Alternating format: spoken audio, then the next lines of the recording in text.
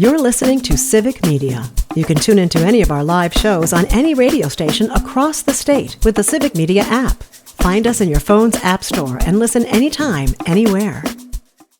Denmark to De Pere. This is 97.9 WGBW.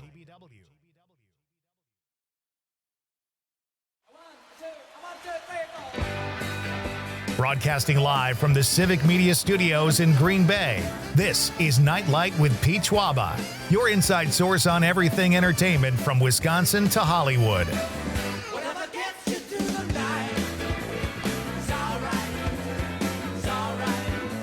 And now, a guy who doesn't have 20/20 vision, even in hindsight, Pete Schwaba. Welcome back to Nightlight, folks. It's great to have you with me on this Thursday night. And we're having, this is a good show. Amanda, you having fun? I kind of feel like it's up to me to be your, to make sure you're entertained. I mean, okay. It's kind of what you're here for, though. Not to entertain you? I mean, am I not part of the audience? You are part of the show. That is the voice of Amanda Nimmer. She's filling in for the K-Man tonight. Conrad is at the Packer game, I assume. So he says. I don't know what Conrad's up to, but he's not here tonight. That's all I know. Our question of the night, folks, is what is the most depressing song you can hear in a grocery store? And I'm going to ask my guest, Steve Segerin, who we'll get back to in just a minute, if he has a few new entries into his list of songs he never needs to hear before, because that is a really fun little Facebook thing Steve has going. So let us know your answer to the question, 855-752-4842. You can drop us a comment on the app, or if you're watching the radio on the stream on YouTube, Facebook, or Twitter X, you can drop us a stream comment. Always fun to get responses from listeners. It's more fun when you guys participate. So we have this was kind of interesting. We got a text. Steve and I were just talking about Steve's popcorn pick of the week, by the way. Steve Segerin, my guest, comedian, actor, artist. We'll see some of his work very, very shortly here on the stream. But his pick, he gave us two picks, actually. Weapons, which is in theaters, and you can stream it now, I think, as of like 2 days ago. And the film Presence, which is from Steven Soderbergh, a Steven Soderbergh movie, which is available on Hulu. A scary movie where the ghost is... We're doing a lot of spoilers tonight, Steve. The ghost, I know. The ghost is the camera.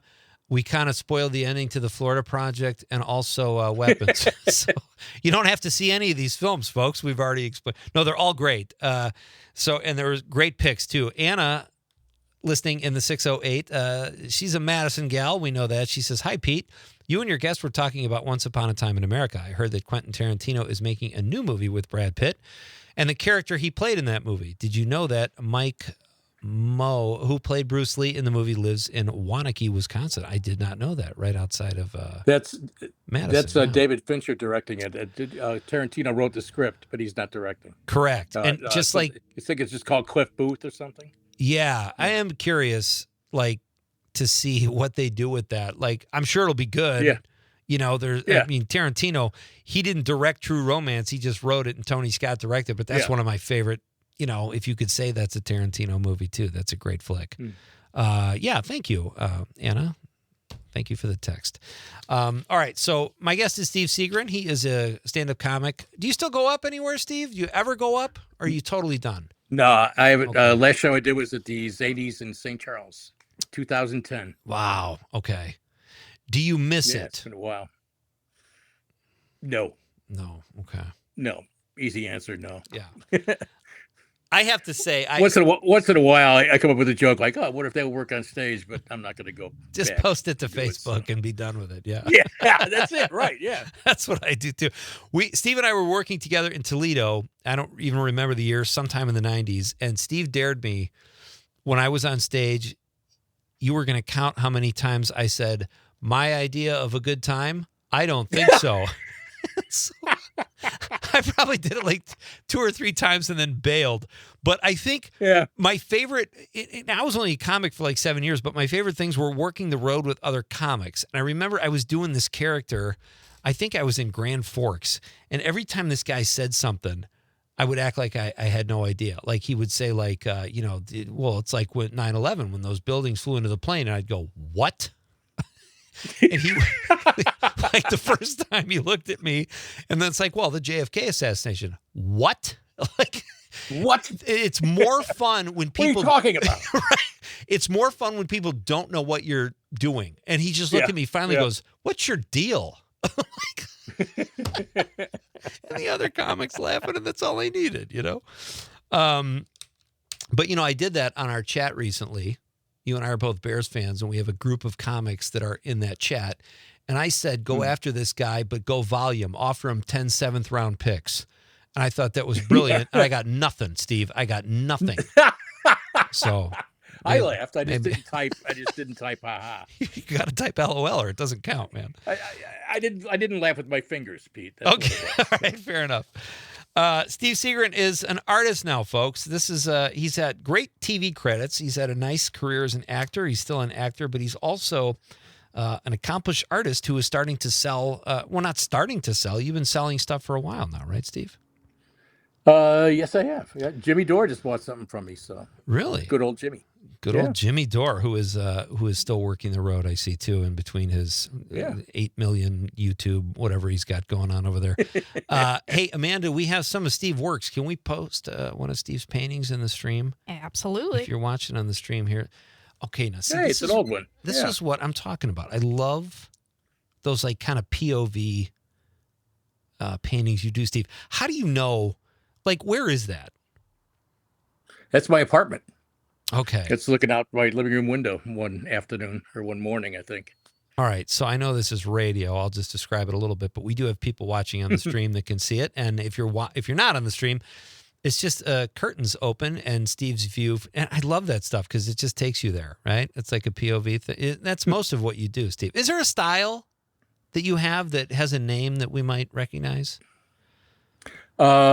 I'm sure there's a name for it, but I guess representational, figurative, maybe. Okay. I can't, I don't know. I'm still trying to figure that stuff out. Copscotchian? Yeah. Yeah.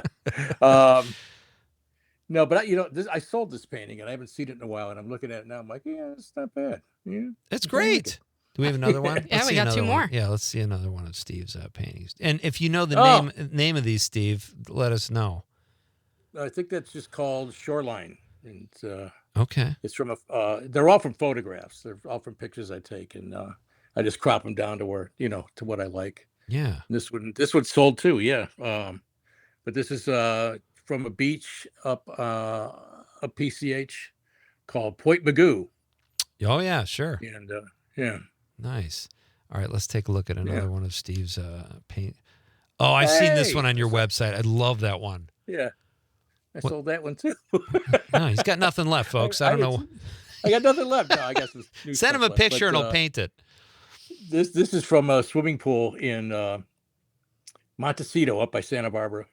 Okay. Nancy and I were up there for our anniversary, but I was standing on the balcony of our hotel and just took a picture straight down and shadow of the palm tree on there. Yeah, it's pretty cool. Very, if I do say so. Yeah. I gotta say, what really sticks out to me about your art is the unexpected detail. Because, like, most people would be like, "Oh, the pool's the focus," but in my opinion, that shadow of the palm tree is like what sucks you right into it. Yeah. Yeah, I like that. I remember when I was working on this. The shadow was actually coming from the bottom, and it didn't work, so I kind of moved it, and to come from the top. But without the shadow, really, there's nothing. It's not as interesting. You're right. No, it does give you definitely that like SoCal vibe, I guess. How long does something like that take, Steve? It depends how lazy I am.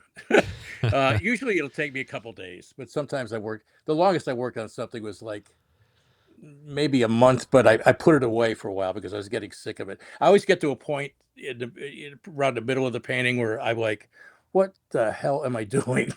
Yeah. Like, I just kind of lose touch with it. And I'm like, this is awful. Why am I doing this? And I kind of have to step back for a little while and then go back in, Yeah. But there was one I was working on that I just had to put away and not look at for about a week or two. And then I went back to it and I was able to finish it. Once I went back to it, I'm like, oh, this wasn't that bad. Yeah, This right. is not as bad as I thought it was. Is it like writer's block, kind of? Is there painter's block where you're like, man, I don't know where I'm going with this, but yeah. Yes, there is. Yes, sir. I'm always worried about repeating myself, and I find that I'll be working on something. I'm like, I've done this. What am I doing? But Yeah. you know what? The thing is just keep going. Just got to work through it. That's all. Right. I've been drawing a lot. That helps too. So Okay. My guest is Steve Segerin. He is an actor, artist now, and a former comedian. His paintings can be seen. Steve, what's your website if people want to check things out? Paintings by SteveSegerin.com. It's Steve is just Steve. Segerin is Seagren. Very simple. Paintings by SteveSegerin.com. Awesome stuff. Yeah. We got a couple comments here. Joseph says Steve's work is nice, very Hopper-esque. Oh, that's kind of Edward Hopper. That's a good compliment, right? I get that a lot. Yeah, that and Hockney too. Yeah, see, somebody said Hockney. Oh, so, very cool. And then I like both those painters. Mike Desitel, who shared the screen with us, Steve, and the Godfather of Green Bay, says, "Is there a movie?" Yeah. I'm sorry, I got that wrong. Steve, do you get your inspiration from things you've actually seen, photos, or from your imagination? You kind of answered this, but what's been the most? It's always from photographs. Okay. And how do you know when you want to paint something? Do you know it right away? Well, what I do is I just take a picture of something. Yeah. And I go back and look at it, and I start cropping it and looking for something inside that picture that looks interesting. Yeah, like right. Kind of close up, like the one of the seagull on the beach. That picture itself is really a wide angle and there's people over in the corner. There's somebody swimming like right by the seagull and everything. But I crop that all out. Okay. And sometimes I'll Photoshop it out until I get what I want, But mainly what I'm looking for is light, sunlight. That's what the common theme in all of them. Oh, it's all about cool. sunlight. Very cool. Hey, can we keep you for a couple more minutes? I got to ask you about some bad songs. Jeez. Okay. All right. Amanda, we're going to have to go to Petty Cash. We're going to have to find a signing bonus for Steve here to keep him around a little bit. All right. Steve Segerin is here, folks. So we are talking about his paintings, which are outstanding. Check them out at paintingsbystevesegerin.com. Did I get that right? That's right. Paintingsbystevesegerin.com. Great stuff. When we come back, we're going to find out if there are any new songs on Steve's list that he never needs to hear again. And it coincides with our question of the night, folks. It's Pete Schwaba and Nightlight. We're coming right back on the Civic Media Radio Network.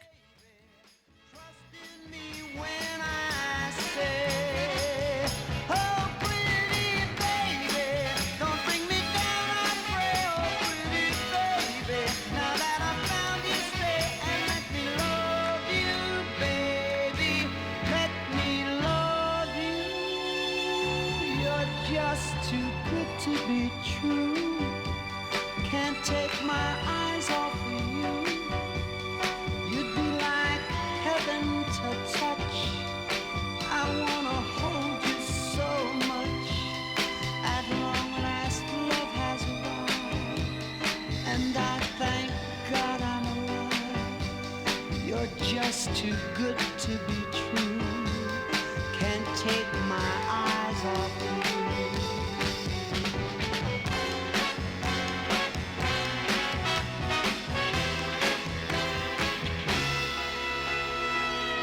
I love you, baby, and if it's quite alright, I need you, baby, too on the lonely night. I love you, baby. Trust in me when I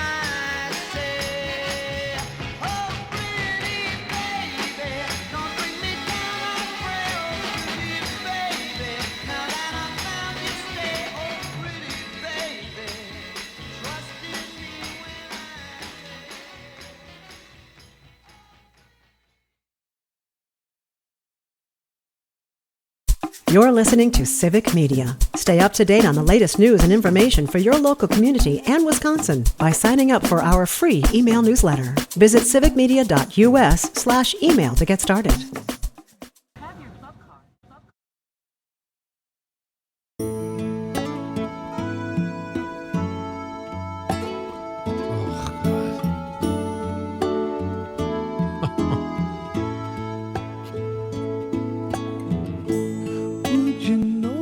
trying to chase people away? Maybe. That song is just like, whose choice was that? That is Anna Anna's- from Madison, who said, I wouldn't want to hear Tears in Heaven. In a by grocery store. Eric Welcome back to Nightlight, folks. I am Pete Schwaba. We've got a couple more minutes here with our current guest, Steve Segerin. Al Pitrelli from the Trans-Siberian Orchestra is coming up after the news at the bottom of the hour. Steve and I covered the popcorn pick of the week. His choice was Weapons, and he gave us a bonus in the other movie is Presence by Steven Soderbergh, which you could check out on Hulu if you're looking for something to watch. All right, as I mentioned before the break, Steve had you had this. Was it only a Facebook thing with your songs you never need to hear again? Is that? Yeah, I was just doing it on Facebook, and then I think we talked about it on this show one time. Yeah. But I wish you would have told me about that, because the list is somewhere in my computer. I was trying to find it during the break, and I don't know where I put it. So I'm not sure. I could remember a couple of the songs that were on there, but not the whole list. Is Jeremiah Was a Bullfrog on there? Joy to the World? Yes, that's on there. Yes, Jeremiah that's- Was a Bullfrog was on there. Man, that's terrible. Nights in White Satin, Yeah. Moody Blues, that's on there. I'll tell you something like- one, Steve. What? I love, like, Huey Lewis in the News. I like the song The Power of Love. If This Is It, I used to like that song. I don't ever need to hear that again, though. Oh God, yes. If This Is It. Well, the top of the list was "In the Air Tonight," the Phil Collins song. Oh, that's a bad one, That's- too. that's a- Yeah. But then I turned on Monday Night Football, and they do it. They did it. They do? Monday night Oh, with God. Snoop Dogg and some country guy. So they're trying to mix genres, and it made it even worse. How can we make this song worse? Add some country to it. Yeah, Yeah. yeah. Uh, and Snoop Dogg. Yeah. Hey, buddy, this was really fun. Thank you so much, as always, for your time. And we'll go into songs more next time, because I think that list is so funny. And I'll try and find it. I'll try and dig it up. Yeah, and maybe we'll find out what a good road story or something too. I'm sure Steve's got Yeah, some of those. okay. But I really Oh, appreciate. by the way, yeah, just before I go, depressing song to hear. yeah. Two. One would be "Honey" by Bobby Goldsboro. Remember that song? No, I don't know if I know. About the this. guy's wife see the tree, how big it's grown, but it wasn't very long. It wasn't big, and his wife planted a tree, and then she dies. That one, and then Shannon, about the dog that drowns. Oh my God, Henry Gross, Shannon. Remember that song? I don't remember either Am one I of that them. old? Oh my God, I can't believe it. It's nice to have someone older than me on the show every once in a while, Steve. Ah! I feel special. I was going to say, you might as well throw in Last Kiss by Pearl Jam here with the theme you're going with. Was Last Kiss a bad song? It's about how he was driving in a car and he crashed Oh, it yeah. and killed his girlfriend. Oh, that's an old one. That was written by Wayne Cochran. That was in the 60s. Oh, really? Did he remake it? Did Yeah. Pearl Jam remake it? Oh my gosh, I didn't know that. Yeah. Remember the song "And Bill"? Was this woman singing about Bill? Oh God, what was it? Oh, All right. Yeah, it sounds familiar. Yeah. We'll be more prepared for this next time. There's some really Yes, bad songs out there, and they're fun to talk about. Okay. Steve, have a great night, buddy. Thanks so much, and I will see you on Facebook, my friend. Okay, we'll talk to you later. Okay, that's Steve Thanks a Segerin, lot. ladies and gentlemen. You got it. Check out paintingsbystevesegerin.com. He's got great stuff there. As I mentioned before, I'm just sick over people who are great at more than one artistic medium. It's what am I going to do? There's always one. Listen, I can do nails, and I do a pretty damn good job, but I don't know if I would. Do you do your wife's nails? No, I mean, I cut my fingernails. I'm pretty Oh. good at it, When you say won't, do nails, like I'm like, oh, okay, so That's you where I can was paint going nails. with it. Got But I it. pivoted, Amanda. All right, we've got some social media texts here I've got to get to. Our Facebook responses to our question of the night, which is, what's the most depressing song you can hear in a grocery store?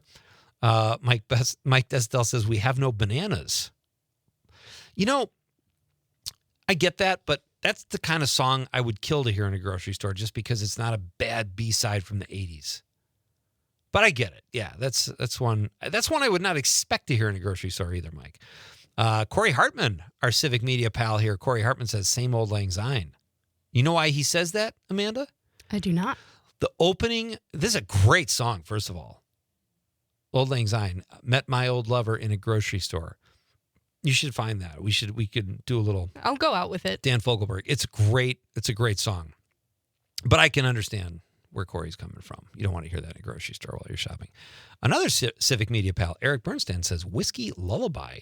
I don't know that song. Oh. Do you? Yeah, a little bit. Is it bad or is it a pretty bad song? It's just kind of one of those that tugs at your heart. Oh, yeah. Makes you feel when you don't want to. You don't need a case of the feels when you're perusing aisle 7. Especially the ice cream aisle. Our pal Conrad Krieger, we know him. He says, Apologize by One Republic. I don't think I know that one either. I know One Republic, though. Danny Wheels, our pal Daniel Wheeler, who was on the show recently, says, Send in the Clowns, sung by Judy Collins. Brutally depressing. I'd leave the table of my own open heart surgery if that song started playing in the OR. Boy, if that song started playing in the OR, I would think you have big problems, Daniel. And I hope you don't need open heart surgery. Our pal Rich Tallarico, writer of one of my favorite Key and Peele sketches ever, says, Think music from Jeopardy. Okay. Again, that might be kind of fun because it's just not something I'd be expecting in a grocery store. I mean, I'd be wondering what we're waiting for if it suddenly came on. Like, what's happening? You have to pay for your groceries in a question somehow. I don't even know how that would work. Sarah Jean says, All by Myself by Celine Dion as I put the pizza for one in my basket. That's great. All by myself. Love it, Sarah Jean. Thank you. And then I, of course, said Roberta Flack, Set the Night to Music, or Thriller. So I think to offset the going to break early last segment, I should go right up until the... If that's what you must do. So it averages out by the end of the show. You do have like 30 seconds. I know. We've got Al Pitrelli from the Trans-Siberian Orchestra coming up next, folks. He's going to tell you where you can see this really fun spectacle of a band here in Wisconsin. And we'll talk to him about guitar playing and... oh, there you go. Al Pitrelli would not play this. Is that all by my... No, what is that? Oh, that's Old Lang Syne, yeah. All right, we're coming back. Pete Schwaba, Nightlight. Guest, join us. Matt and Air on Air. Weekday mornings 9 to 11.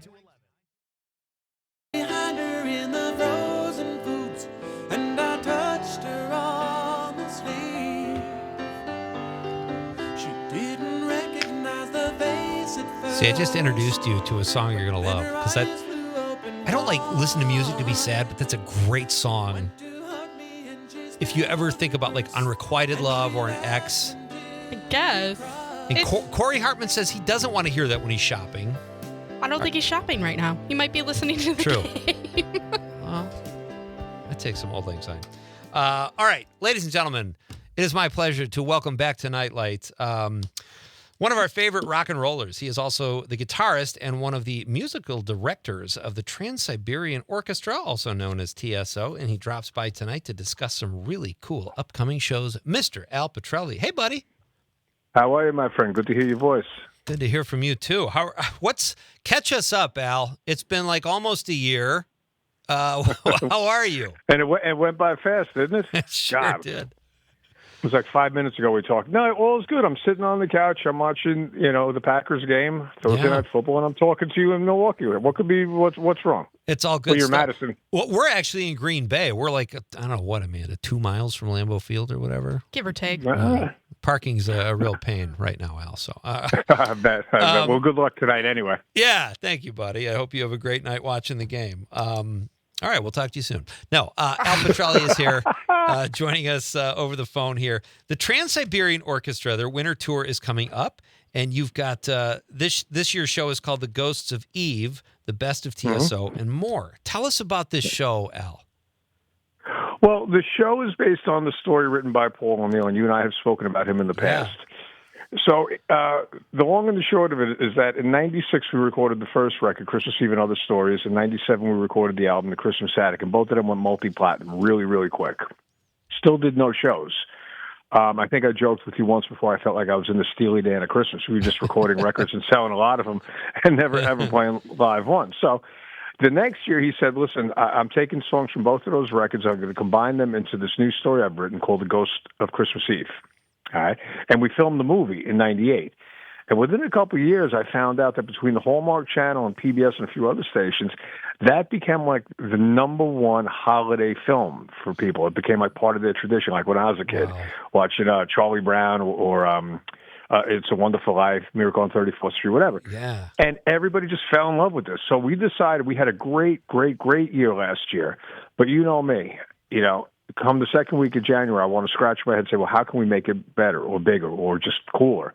And, I've mentioned to you in past conversations that I'm going to make it bigger, and I don't think I've ever disappointed anybody in your town. No, that was one of my questions for you, actually, is how do you do that? Like, Trans-Siberian Orchestra is such a spectacle, and it's such a great show. You got lights, you've got pyrotechnics. How do you do that? How do you up the ante? You disassemble it in the middle of January, just like a Super Bowl team. You win the ring, you got the trophy, you nailed it. No guarantee you're going to win that game again the following year. So you take the whole thing apart and put it back together, and hopefully make it better and stronger. In our case, just across the board, I want a better show for the people in your community who come back year after year after year, and I call them my repeat offenders. They deserve a better show each year. And if ever I heard anybody say, it was okay, it was better last year, then it's time for me to retire. Yeah, so right. The Ghost of Christmas Eve is something that a lot of people really, they hold it as their own, and it's become a tradition. So I want to bring that out live this year. Louder, bigger, more pyro, more lasers, everything. And then the front and back of the show, we're going to have a lot of surprises, a lot of material we've never played before. I want to do something different as often as I can. The Trans-Siberian Orchestra will play 2 shows in Wisconsin, Thursday, November 13th, and at the Resch Center in Green Bay, right down the street here. And then Saturday, December 27th at the Pfizer Forum in Milwaukee, it will be the same show. And it's going to be, you guys are doing something different this year, Al. I love this. You guys are pleased to announce that you have a signing line. Tell us about the signing line. Love this. I'm so glad it's back. Listen, there was a lot of headaches, a lot of important problems that COVID caused. But, for us, it stopped us from being able to say thank you to the folks in the audience every night. Every evening show since 1999, we would finish what we're doing, go, towel off, whatever, get changed, and then come out and meet anybody in the building who wants to say hello to us. Now, over the years, we made so many friends. Again, a lot of the repeat offenders have come back. And maybe 20 years ago, they had their kids. Now their kids have children, so it's 3 generations of people. Jeez.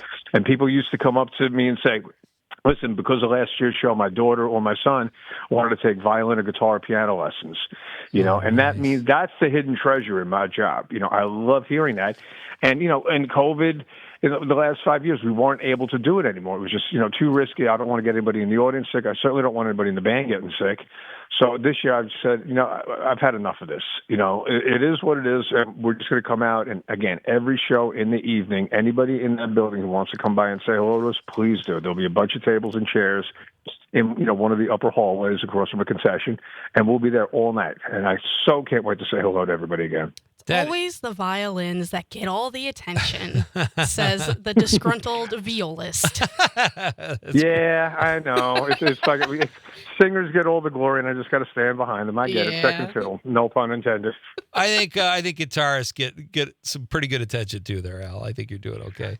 Not too bad. Thank you. Yeah. So tickets are on sale tomorrow, September 12th. Yeah, at the Trans-Siberian.com. So there are 2 shows. Green Bay, Milwaukee. Green Bay is November 13th, and Milwaukee is the 27th. They're going to be phenomenal shows. What's more difficult and what's more fun for you, Al? You're the musical director, one of the musical directors, and you play guitar. I'm sure when you're on stage, you're in your element, but what's more fulfilling?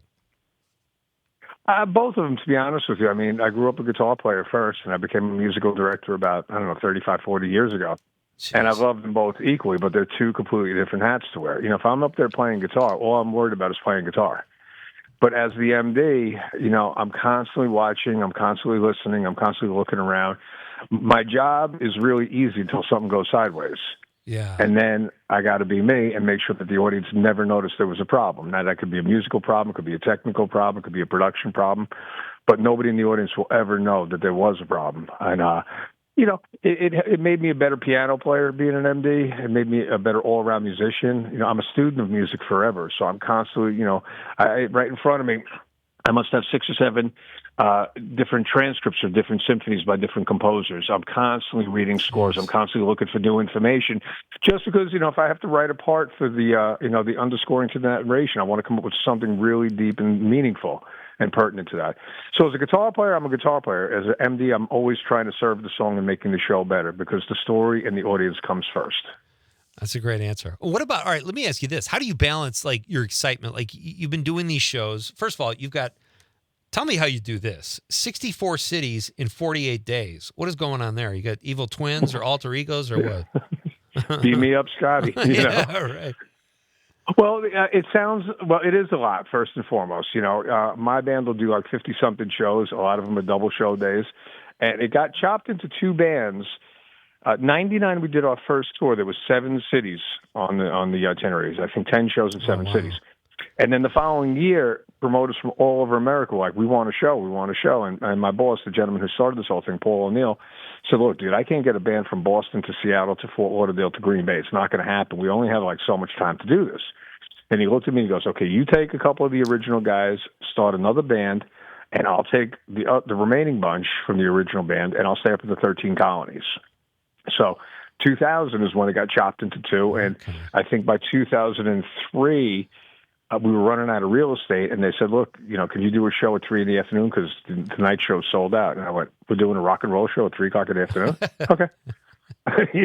We've been winging it from the jump, and now, so if you look at the beginning with one box truck and a fog machine, and then you fast forward, 26 years, last year I think I had 21 tractor trailers and 12 buses and a lot of fog machines.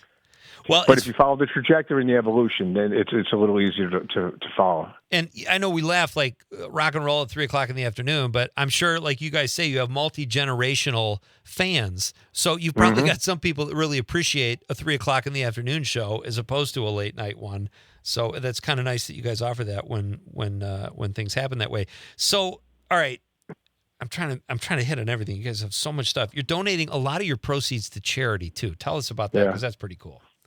Well, that's all Paul O'Neill again, my friend. I met Paulie, I don't know, 1985. We used to kick around the streets in New York City, going from studios to clubs, some random pizza place in the middle of the night. And no matter what, we'd be walking and he'd stop and he'd throw somebody a $5 bill, a $10, whatever he had in his pocket. Nice. And he would tell me, he goes, look, man, that money is absolutely not going to change my life, but it may change that person's day. And maybe they got a chance of a better tomorrow.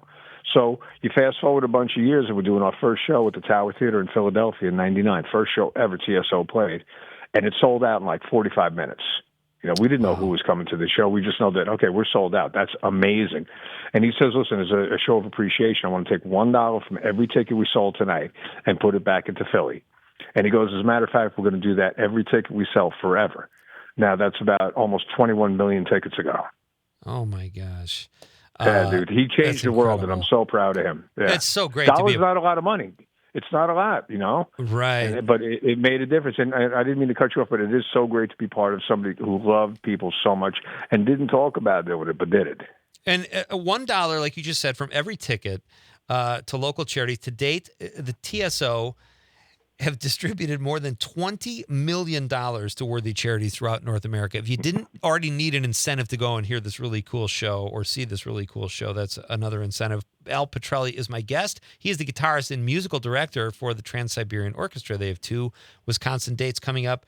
November 13th here at the Resch in Green Bay, and then Milwaukee, the Pfizer Forum, December 27th. Do you get more excited to play the classics, Al, like the big hits you guys have, or maybe something newer that you haven't played as much?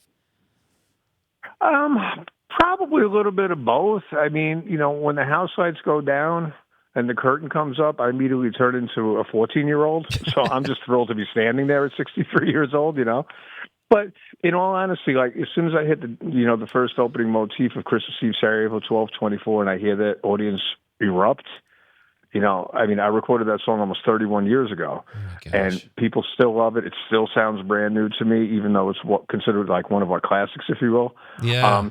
There's probably 4 or 5 songs off that first album that I could tell you, what the studio looked like, smelled like, what we were doing, how we had no idea what this was going to become, how innocent it was.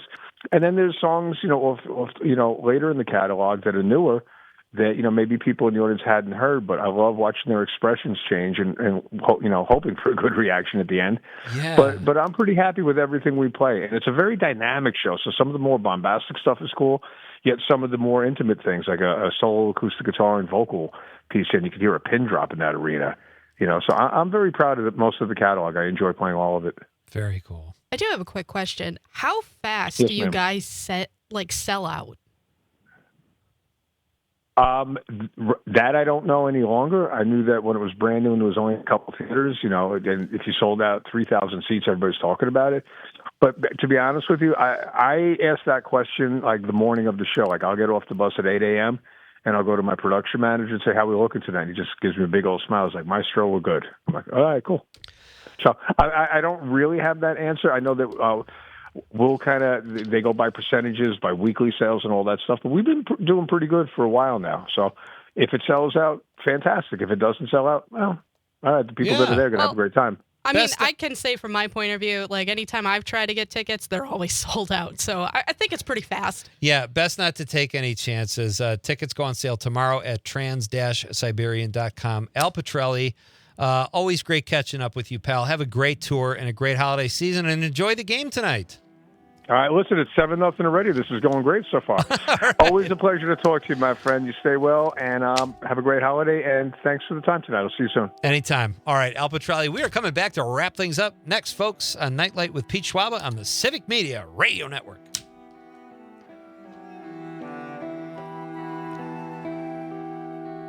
You're listening to Civic Media. Find the latest news, information, and archives of all your favorite shows on the Civic Media website, civicmedia.us. Careers. Let's go tonight. Share the spice of life. Welcome back. We're in the home stretch here at Nightlight, this Thursday night edition. I'm Pete Schwaba. It is so great to have you with me. I'd like to thank my guest tonight, Al Pitrelli from the Trans-Siberian Orchestra. Tickets for their shows in Wisconsin, November 13th and December 27th in Milwaukee. The 13th is here in Green Bay. Go on sale tomorrow at trans-siberian.com. My guests, tomorrow night I will be off, folks, but Idea Fest is going on here at Civic Media. Capital Times Idea Fest. Tim Walls will be a guest. That's tomorrow on the network. So check that out. And if you're in the Green Bay area, we will be airing a Best of Green Bay show with Dan Marcus, Laura McKenna, and Eric Westfall from previous interviews. Always fun stuff, and they are a lot of fun to talk about. From the 608, the answer to our question tonight, what is the most depressing song you can hear in a grocery store? 608 says, for most depressing song discussion, my grandkid sent me one about a guy who goes back to his hometown for the funeral of his cousin he lost touch with, who has burned to death? Maybe called Clarissa. Oh. That sounds like a horrible song to hear anywhere. You got to wonder what genre song it is now. I am really curious. It's got to be country. John Murray from the 608 on the text line says, you're 16, you're beautiful, and you're mine. That is, who is that? Is that, I can't remember who sings that song. He says, can't even hear this one again for like every reason possible. Before I had a daughter and a conscience, it was fine. I was aloof. Bad. Yeah, that's a bad song. All those songs. Johnny Burnett. Yeah, Ringo Starr, actually. You're 16, you're beautiful, and you're mine. Great point, John. And there's Stray Cats, Sexy and 17. I think the Beatles had a song. She was just 17, and you know what I mean? All those songs about men being tempted by younger, forget it, done. It's like you realize now, and I wasn't old enough to even know what they were talking about back then, but like, yeah, it's good riddance. Did you answer this question? You did. I did. Yeah. Okay. Sarah McLachlan. Sarah McLachlan. And you might be the winner. I might have to say it was. Hey, we have a clip here I'd like to get to. This is great. Before you get to the clip. Yes, please. Yes. One more reminder. One more reminder that if you text in the word popcorn. Yes. Text in the word popcorn, you'll win tickets to the 2025 Dialogues Documentary Festival in Milwaukee going on September 18th through the 21st. It's a great event. Over 4 days, they're going to Milwaukee Film, present 30-plus films in the Oriental and Downer theaters, and it's pretty awesome. 2 great venues. Just text in the word popcorn, and we've got tickets for you to attend. I think you have your pick, if I'm not mistaken. So check, text in the word popcorn, and these tickets are yours. Just a final reminder here before we get out of here. Thank you to Milwaukee Film. Yeah, Milwaukee Film is awesome. The Milwaukee Film Festival, you ever been there? I have not. Outstanding. One of the best film festivals you'll find. They do great work at Milwaukee Film. I want to play this clip because I thought this was hilarious. Ray Romano talking about his brother, where the title "Everybody Loves Raymond" comes from, and he's talking about his real life brother compared to his TV brother. Here we go. You know, we wrote the show based on my life, so it was based on my brother in real life, who really was a cop, a New York City cop, but he was like 5'10", and he had this kind of bitterness, but he nothing like Brad brought into it, into the role. So that was a lucky accident. And he had bitterness about you, your success? He coined the phrase, this is what nobody knows, which is what I hate, is that Everybody Loves Raymond. Which you hate that. You hate that wanted. It wasn't a title. title I wanted. It was a quote from my brother, said sarcastically in real life. Yeah, he came over to my house. He saw I won like a Cable Ace Award, which we don't. Yeah, and he said, "Look at it. What's this?" I go, "Yeah, I got it they just gave me an award." And he just goes, "Look at this. Look at our lives." You know, he was a cop, New York City cop. He said, people spit at me, they shoot at me. And everybody loves Raymond. Yeah. And so that got in the show, and then Phil Rosenthal said, let's use it as a working title, just a working title. And I said, oh, it's going to stick, and sure enough. That's so great. I love it. Were you a fan of that show?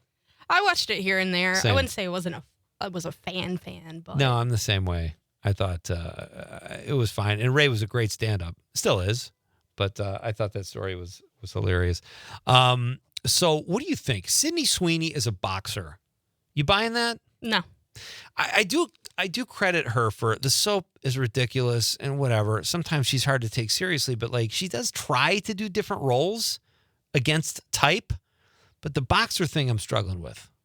I don't see that. Is she a boxer in real life or a boxer for a movie? She apparently threw herself into the role. She trained. She's supposed to portray Christy Martin, who was the best female boxer in the 90s and had a whole list of problems outside the ring, so to speak.